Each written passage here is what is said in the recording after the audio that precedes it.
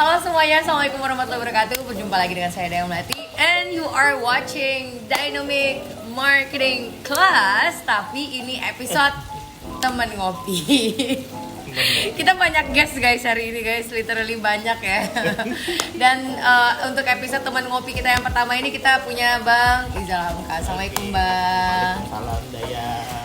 Aduh ini settingannya PW banget. Aduh. Apa kabar Bang? Baik. Baik ya Bang ya. Terima kasih ya Dayang. Akhirnya kita bisa, biasanya kan kita ngopi di luar nih. Iya. Nah, hari ini kita bisa ngopi di rumah sendiri. Aduh, ini adalah kenikmatan yang luar biasa guys. Emang literally kita sekarang lagi di belakang rumahnya Bang Izal dan kalian lihat. Ini udah settingannya udah kayak startup ya. Tanpa ini udah mulai duluan, baju udah curi start Bang Izal. Boleh dong Man, di episode teman ngopi ini kan kita emang sebenarnya lagi apa ya? Pengen ngobrol aja sih, kayak bener-bener ngobrol santai. Ada dynamic ngopi yang itu yang live, yang ini teman ngopi. Bang kita tuh agensi kecil ya istilahnya, developing lah istilahnya gitu kan.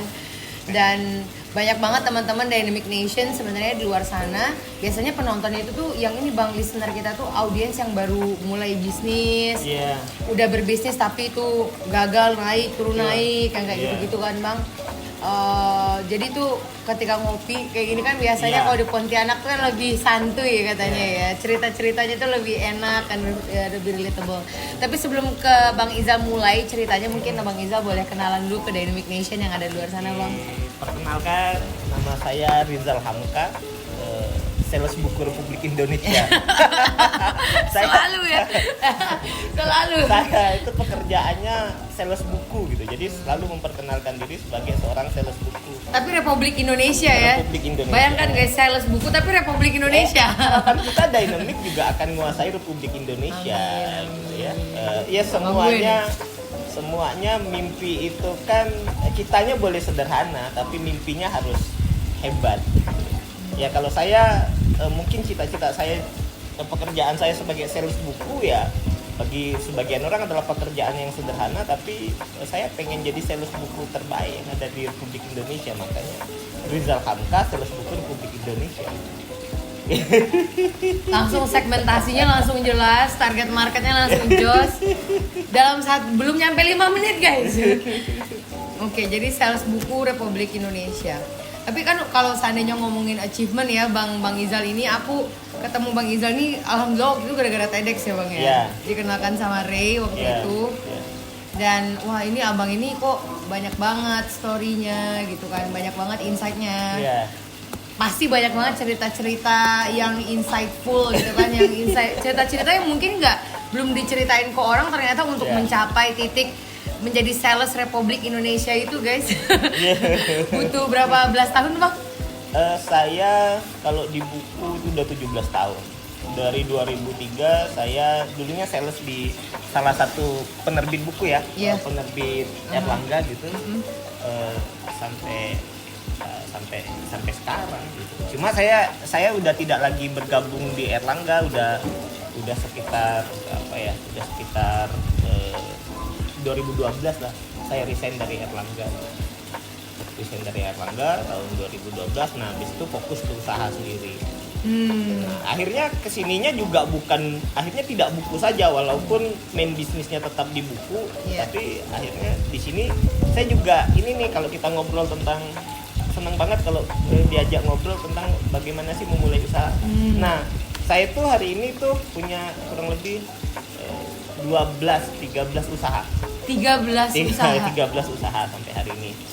Nah, dan rata-rata usaha saya ini usaha kecil gitu. Ya ada laundry, ya ada toko buku, ya ada percetakan, ya ada oblong hitam, supplier kaos polos, ya ada membersamai teman-teman industri kreatif di Jagat Karya gitu kan. Ada beberapa lah. Nah, makanya ketika ketemu Dayang gitu ya ngopi-ngopi kan kita sering ngebahasnya gimana sih ini gimana sih semua ini dimulai gimana gitu, semua ini dimulai sampai titik ini kan. Yang penting gimana perjuangannya. Saya senang tuh membersamai teman-teman yang lagi berjuang nih, karena pada dasarnya saya senang diskusi. Di situ saya minta ini juga akhirnya gitu, minta masukan dari mereka. Apa sih hari ini kita konteksnya COVID lah ya. Kita ini kan bisnis dalam suasana COVID ini yang nggak tahu kapan berakhirnya. Ini kan menghadirkan sebuah ketidakpastian. Nah, apa yang harus kita lakukan? Hari ini tuh kita bisa survive aja itu kan keren gitu. Bisa survive aja itu kan udah keren gitu. Saya rasa semua bisnis lah, semua lini bisnis itu merasakan dampaknya luar biasa gitu. Betul, Bang. Jadi tahun ini tuh kita bisa bertahan saja itu sudah oke. Tapi kan tidak mungkin kita konteksnya cuma survive aja kan. Seberat apapun titik ini kan kita harus bangkit gitu.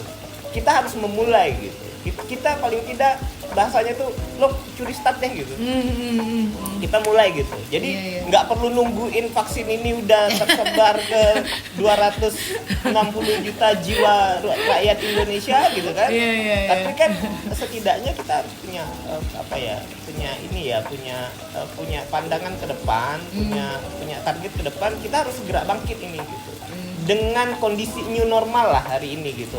Segala sesuatunya menjadi baru, pasar menjadi baru, pola cara beli menjadi baru. Banget. Nah kan kalau kita tidak sesegera mungkin untuk menjadi baru juga, nah ini kan takutnya ketinggalan. Makanya saya bilang sama teman-teman, ini saya sedang diskusi kepada banyak-banyak kepada teman-teman gitu kan. Ayo deh curi start gitu. Kita mulai dulu dah gitu. Yang penting itu kita positif aja gitu. Nah, karena kita tidak punya pilihan lain, Mbak Dayang, selain positif thinking aja dengan keadaan ini. Ya berat, mau gimana lagi, mau ngeluh sama siapa? Mau ngeluh sama siapa? Ya ini nggak kejadiannya, kenyataannya ya kan, sekarang kenyataannya seperti ini, kita nggak mungkin lagi mau ngeluh sama siapa, ngeluh sama pemerintah, buang-buang waktu, buang-buang tenaga. Iya kan, yang adanya capek hati aja. Dikontrol ketawanya. Ngapain gitu. Ya mending kan kita gini lah ya, ngobrol, cari teman ngopi, teman diskusi, plannya apa, yang penting tuh action dari plan itu gitu. Nah, yang penting itu ada plan, lakukan. Ada plan, lakukan. Habis itu baru kita pada evaluasi kan. Ini apa yang benar, apa yang salah, apa PR yang belum dikerjakan. Nah, kayak seperti itu sih. Iya. Nah, tadi kan Abang kalau kita lihat tuh guys, baru 5 menit pertamanya udah banyak banget yang diambil ya. Dari siapa beliau, gimana beliau hobi banget untuk berdiskusi mencari sebuah solusi ya Bang ya. Planning action.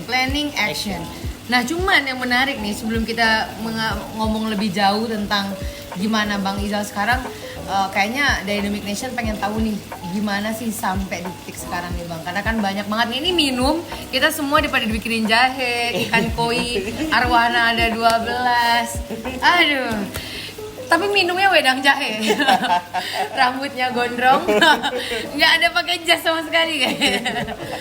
Jadi Pak Abang nih kok bisa, kan orang itu kan nggak mungkin ya punya pola pikir seperti Abang kalau tidak berproses dulu gitu istilahnya. Apa sih Bang yang udah Abang lalui? Gimana Abang memulai sih Bang? Iya, Dayang ya. Saya perlu perkenalkan ya. Saya Rizal Hamka. Gitu. Saya ini orang kampung. Saya lahir dan besar di Sungai Kunyit sampai SMA. Dan tahun 98 baru saya pindah ke Pontianak karena harus kuliahnya di Pontianak. Selesai tahun 2003 juga saya akhirnya bergabung dengan penerbit Erlangga. Kalau bicara tentang saya, artinya bicara tentang seorang anak kampung,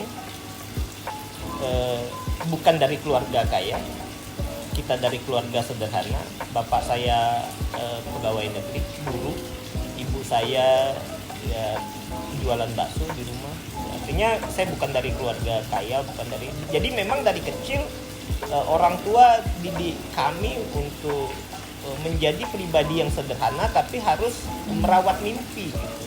Sederhana tapi merawat mimpi. Iya, tapi kita memang dari kecil itu sudah diajarkan untuk jadi pekerja keras gitu. Saya dari kecil ya, dari SMP kalau tidak salah itu udah terbiasa tuh dagang asongan. Kan saya tinggal di Pantai Kijing gitu ya. Pantai Kijing guys. Iya, di Sungai Kunyit ya. Sekarang jadi pelabuhan internasional. Iya. Jadi saya tinggal di Pantai Kijing. Jadi kalau ada keramaian saya jualan asongan.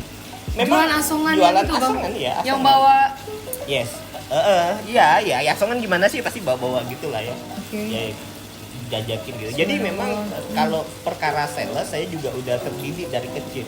Saya kelas 2 SD itu ibu saya buka warung bakso di depan rumah. Nah, saya anak penjual bakso juga nih. Iya, anak penjual bakso. Dan saya sendiri penjual bakso. Jadi saya dari SMP sampai SMA itu SMA lah ya, udah nge-manage warung bakso ibu. Jadi yang buat baksonya gitu ya, yang bikinin baksonya, belanjanya gitu, bikinin baksonya gitu.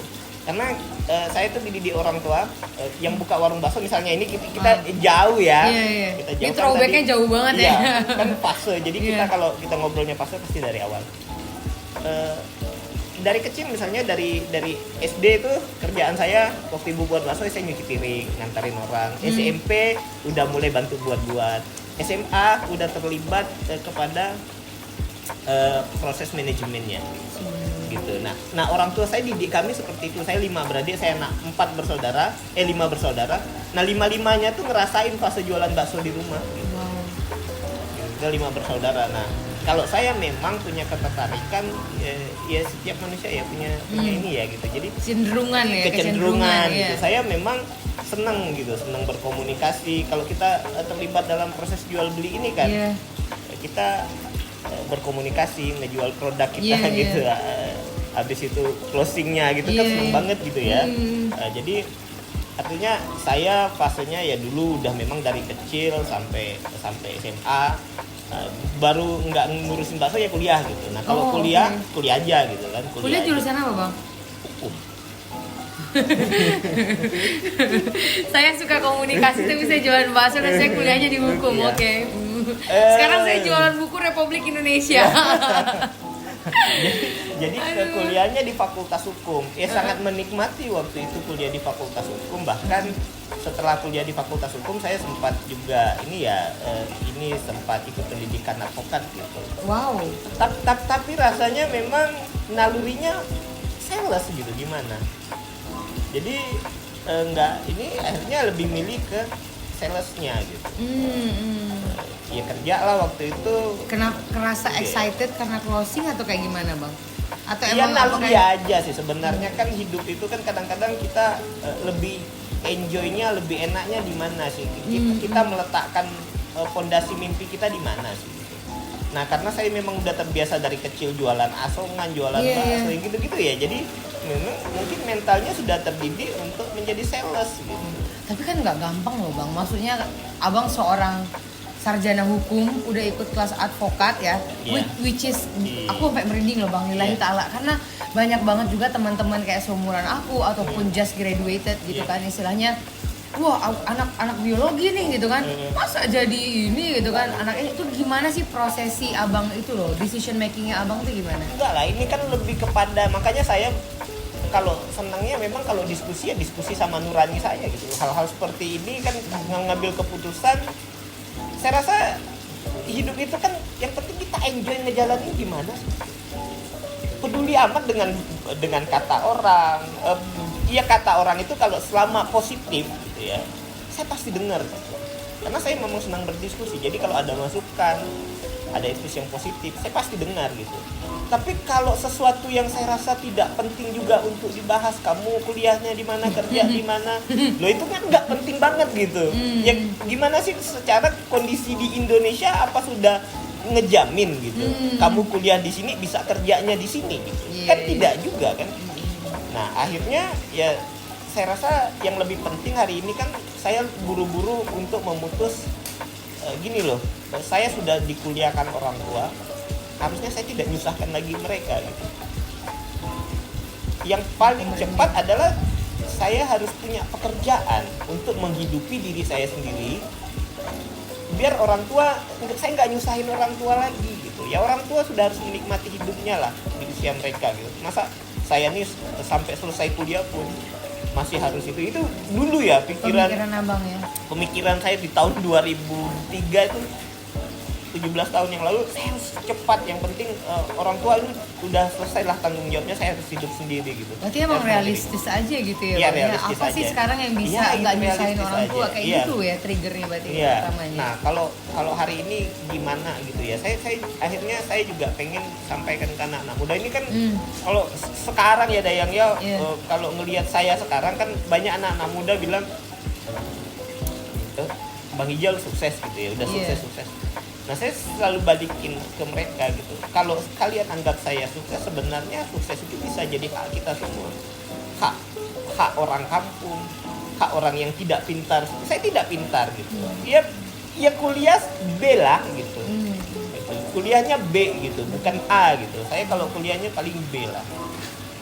Setahu saya IPK saya, kalau IPK itu menunjukkan kecerdasan kita ya, saya itu 3,01, artinya 3 pas lah, B lah gitu. Nggak pintar-pintar banget gitu, nggak goblok-goblok banget gitu. Oke lah, masih jadi ya inilah artinya. Kalau hari ini saya dianggap sukses sama teman-teman, artinya sukses ini kan bisa jadi semua orang gitu, apalagi kayak yang mereka memang udah terlahir dengan fasilitas yang lebih baik gitu ya, dengan kondisi lingkungan pendidikan yang lebih baik, lahirnya di kota gitu kan. Kalau saya di kampung ya alhamdulillah ya, karena orang tua setidaknya guru bapak itu jadi ya punya karakter lah, dari kecil ngedidik kita tuh. Saya bersyukur banget itu jadi anaknya Pak Hamka gitu, karena dari kecil memang udah diajarkan untuk karakter-karakter seperti ini gitu. Sama kedua orang tua saya tuh diajarkan, walaupun mereka ngajarin saya tuh nggak dengan kata-kata gitu, dengan perbuatan mereka. Saya lihat ibu saya tuh gimana sih kalau sama orang gitu, kok baik banget sama orang gitu. Bapak saya tuh gimana sih, kok tegas banget, kok satu kampung bisa takut sama bapak saya gitu ya. Oh tegas gitu, oh ternyata tegas, oh iya gitu. Jadi saya belajar dengan hal-hal seperti itu gitu, karena bapak saya, ibu saya tuh jarang ngajarin saya tuh dengan kata-kata gitu. Nah secara hari ini apa sih bisa kita pelajari dari kata-kata seseorang, kan nggak bisa. Kita belajar kan berarti dengan dari apa, dengan seseorang itu kan siapa dia, apa yang dilakukannya gitu, bukan apa yang diucapinya, tapi kita lihat apa yang dilakuinnya gitu. Sumpah ini bakal jadi caption gue hari ini. Nggak pernah ngeliat orang dari kata-kata. Jadi itu balik lagi adanya kalau fase sampai hari ini, yaitu saya lebih senang bahwa saya memang bukan siapa-siapa sampai hari ini pun, pintar tidak gitu, hebat juga tidak. Apanya yang hebat, apanya yang pintar? Kalau hari ini sampai ke titik ini ya mungkin ya salah satunya ya dari doa orang tua, doanya teman-teman gitu ya. Kalau ukuran kesuksesan itu aset atau harta, itu kan terlalu ini ya, saya rasa ya terlalu gimana ya gitu. Enggak lah. Kalau saya itu kan kesuksesan ketika kita bisa punya manfaat untuk orang lain. Nah itu baru kita nganggap diri kita tuh sukses gitu. Kalau saya ya gitu. Ya tapi ya kalau salah satu variabelnya dari aset ya itu oke juga, nggak salah sih. Sudah berapa ya, karena memang akhirnya seperti itu. Seenggaknya untuk bermanfaat buat orang lain kita udah sustain dulu iya gitu dong. Ya kita nggak mungkin ya kita sini sementara di rumah kita sendiri kita nggak bisa lah. Di rumah kebutuhan di rumah itu tetap nomor 1. Kebutuhan rumah tangga, kebutuhan anak-anak gitu ya. Itu tetap nomor 1 ya. Kalau ini sudah clear kan baru bisa kita yang keluar-luar ini gitu. Betul. Tapi kan semangatnya memang membersamai gitu ya, membersamai. Kalau di luar sih saya juga bukan orang yang gini, enggak. Yang di luar juga saya banyak belajar dari teman-teman. Toh hari ini beberapa usaha saya kan akhirnya memang proses kolaborasi sama teman-teman. Ya Oblong Hitam itu proses kolaborasi, Jagat Karya kolaborasi. Jelajah literasi memang lebih banyaknya ke saya. Percetakan di Jogja kolaborasi. Distributor di Jogja kolaborasi, toko buku di Surabaya juga kolaborasi, semuanya rata-rata gitu. Jadi maksudnya kolaborasinya gini, saya pilih satu orang yang bisa menjadi kepercayaan saya gitu. Nah ini kolaborasi gitu kan. Kalau kerja sama kan enggak cuma harus satu visi aja, enggak cuma satu visi satu misi aja, ya emosionalnya harus juga nyambung gitu ya, impiannya juga harus nyambung gitu, dan itu kan harus dilakukan berulang gitu. Maksudnya bukan berulang, sustainable, aku berkelanjutan gitu. Nggak boleh hari ini gini, besoknya gini, nggak bisa. Kalau kerja sama ya harus sama-sama. Kalau makanya saya beberapa usaha saya, ya udah saya pilih satu orang, dia saya rasa mampu ngejalaninya, saya bantu di manajemennya gitu ya. Nah, saya bantu di sebagai investornya. Nah, nanti manajemen yang teknisnya mereka gitu. Saya bantu ke manajemen ininya aja. Ya alhamdulillah jalan lah saya. Hampir 13 usaha ya kayak gitulah semuanya. Kan nggak mungkin kita ngejalanin semuanya ya. 13 satu aja sekarang bikin Gameport. Ya kan keadaan kayak begini gitu. Nah, tapi karena rame juga ini jadi rame yang mikir gitu kan.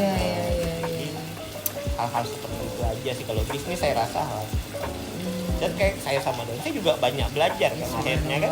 Iya kan, ya gini loh Dayang, hari ini kan kalau saya ini generasi apa namanya? Baby boomer. Saya tahun 80, udah 40 tahun hari ini. Bukan milenial banget ya. Iya. Artinya first Gen Y gitu. Iya, jadi sementara generasi milenial ini kan saya rasa saya lihat punya kemampuan di atas rata-rata lah ya. Penguasaan kalau kita ngomong digital marketing gitu kan mereka nih jago-jago semua ya, gitu. Nah, sementara kan kita generasi yang umur 40 ini kalau tidak bisa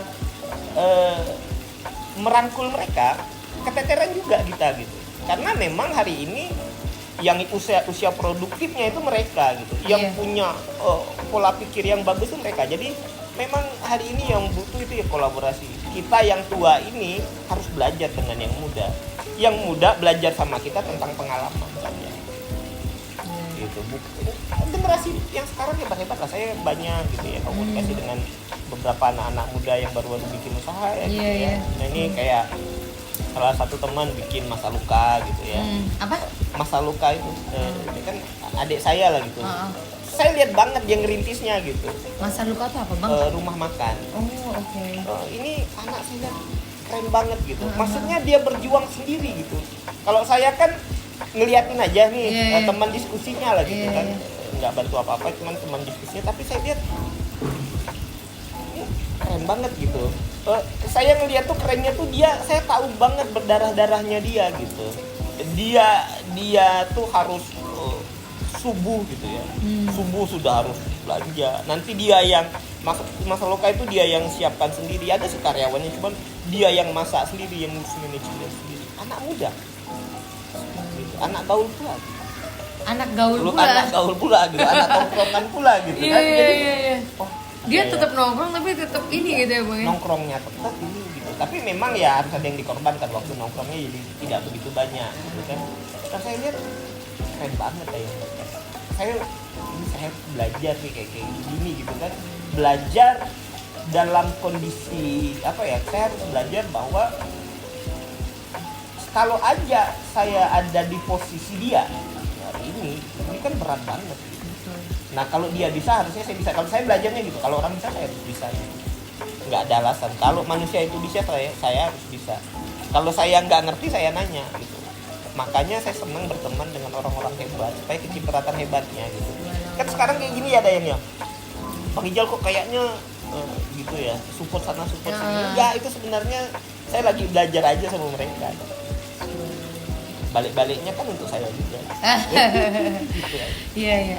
Tapi kalau reflect lagi ya bang ya, kayak kita bener aku berasa tersentuh banget dan tersadar banget pas waktu Bang Ijal ngomong, ya kalau generasi sekarang itu harus banyak-banyak belajar sama generasinya abang dari segi pengalaman, dari segi eksekusi, karena kita di dunia digital sekarang generasinya kita yang 2000-an anak 90-an yang kayak gitu-gitu, kita punya banyak option gitu bang.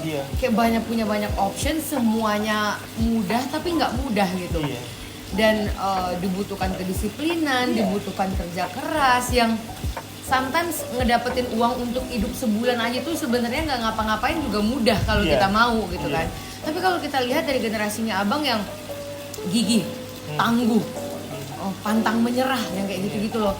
Kira-kira kalau seandainya nih yang denger sekarang di sana nih lagi ngerasa nih bang ya, aku nih udah berusaha gitu, aku udah berdarah-darah kayak bahasanya abang tadi. Apa sih yang harus ada 3 hal ya nggak yang harus mereka evaluasi Bang untuk bisa lebih baik lagi gitu istilahnya? Pertama kita gini, setiap generasi itu kan punya fasenya ya. Setiap generasi itu punya tantangan gitu. Nah kami dengan keadaan tahun generasi, saya bertempur di tahun 2000-an lah gitu. Ini kan tantangannya mesti beda nih, tantangannya beda, mungkin tantangannya lebih gimana gitu. Baru masuk SD gitu. Kalau sekarang ini kan tantangannya memang kita lebih ngomong digital marketing lah. Kalau kita ngomong pasar hari ini cara beli udah berubah. Misalnya kalau kita mau bisnis pakaian gitu kan, nggak bisa lagi. Jadi kalau sekarang udah nggak bisa lagi. Kalau dulu ya generasi saya kita harus punya toko yang bagus banget. Benar. Nah kalau sekarang itu nggak jadi sesuatu yang harus gitu. Bener, nggak ada toko juga cuan nggak ada toko oke gitu ya. Ya bisnis apa aja lah gitu, bisnis makanan gitu ya. Kalau dulu kan mungkin nggak ada kayak online-nya gitu ya. Betul. Jadi memang kita experience-nya cuma memang ngandelin orang yang datang aja gitu layanannya. Nah sekarang bisa bisnis makanan dari rumah pun bisa. Selama itu makanannya rasanya oke, dan rumah bisa. Kenapa? Online ada udah Grab, ada GoFood, itu udah bisa dibantu. Jadi sebenarnya tantangan generasi sekarang itu sebenarnya ada jauh lebih mudah, karena sekarang kalau kita mau bikin usaha juga nggak terlalu harus yang keluar modal besar ya. Kalau dulu ya, kalau mau bikin usaha toko baju ya kan minimal punya tempatnya ini. Kalau sekarang dropship aja udah oke. Nggak ada apa-apa. Nah, tinggal pinter-pinter marketing aja gitu ya, di sosial media, di Instagram, di Facebook kan kayak begitu ya. Sebenarnya generasi ini lebih dimudahkan. Nah tapi kan perkara dimudahkan ini yang harus di garis bawahi. Sesuatu yang mudah kan pasti banyak peminatnya. Tapi kan persaingannya juga luar biasa gitu. Jadi pasarnya gede, tapi pesaingnya juga gede. Karena apa? Setiap orang bisa akses. Betul. Nah, kayak di sini bisa jualan ke Makassar, bisa jualan ke Surabaya. Udah bisa sekali. Jadi akhirnya kita mau settle dalam waktu yang lama itu kalau kita nggak benar-benar itu juga. Akhirnya kata kuncinya kita harus dinamis lah menghadapi perubahan ini. Setiap hari ada perubahan ya kita juga harus berubah gitu. Strateginya juga harus berubah. Tapi apapun itulah dayanya ya. Mau generasi muda, generasi tua, generasi apalah itu. Kalau saya ngelihat usaha ini ada 3 hal yang harus benar-benar ya. Pertama itu kan kita harus fokus. Niat udah pasti ya, kita mau niat usaha gitu. Jualan kue misalnya. Nah kita harus fokus gitu. Fokus itu termasuk kita fokus gimana ngeproduksinya, gimana cara marketingnya gitu, pasar apa yang kita fokus gitu. Fokus itu kita belajar fokus. Ketika kita ngobrol tentang resource ini gitu, ini gimana cara produksinya supaya rasanya enak, fokus bener belajarnya. Lalu marketnya ada di mana, fokus bener kita ngeliat marketnya. Perkara resource aja gitu. Lalu setelah dapat kan jalan misalnya dapat nih pasarnya ini ngantarnya ke toko ini. Jadi satu hari aku bisa produksi resource ini 500 gitu dengan biaya produksi sekian, dengan resikonya sekian, sehingga keuntungannya bisa sekian. Kan kalau jualan titip gitu kan sistemnya konsinyasi gitu ya. Habis itu sekian 20% udah dipotong konsinyasi, resiko nggak lakunya sekian, sehingga rata-rata sekian dapat seharinya. Nah kalau ini aja udah jalan gitu kan artinya kita belajar tentang resiko apa semua, fokus gitu. Lalu ketika fokusnya sudah, kita harus konsisten. Yang pertama fokus, kedua konsisten. Konsisten dalam konteks bahwa kita udah paham yang namanya usaha mana ada cuma satu. Nggak ada. Usaha itu gini, naik, ada turunnya, bisa naik lagi turun. Nah, yang paling penting itu kan kata konsisten. Ketika kita turun, kita bisa konsisten nggak? Kalau kita nggak bisa konsisten, akhirnya kan kita nggak punya semangat lagi untuk majunya, udah amblas gitu. Tapi kalau kita ini membiasakan diri untuk konsisten dengan satu bisnis kita, jadi bisnis itu kan kadang-kadang naik, ada turunnya gitu. Naik kita patut semangat aja nih, naikkan lagi, turun lagi. Memang bisnis kayak begitu gitu. Sampai benar-benar kita settle. Settle pun nggak bisa benar-benar settle karena apa? Pesaing ada aja gitu. Nah, kita butuh spirit untuk konsisten. Nah yang ketiga komitmen. Nah perkara komitmen ini kan apapun lah bisnisnya.